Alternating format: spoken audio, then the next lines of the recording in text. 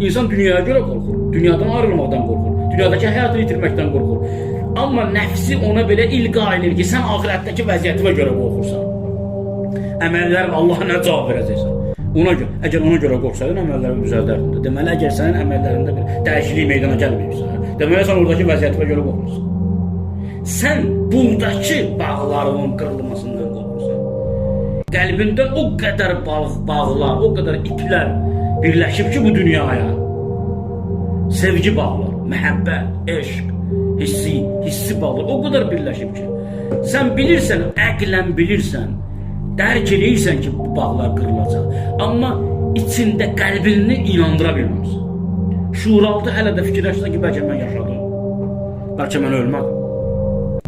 Ağıl bunu rədd edir, əqlən dərk edirsən ki, bu mümkün deyil. Amma insan nə edir?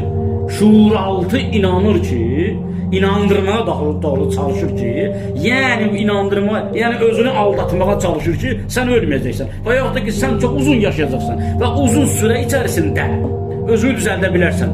Yəni bu bir aldatmadır. Niyə görə? Çünki sən indi real həyatı yaşayırsan, özünü düzəltmirsən. Amma ümid edirsən ki, 5 ildən sonra özünü düzəldəcəksən. Gör nə qədər insan özünü aldatmağa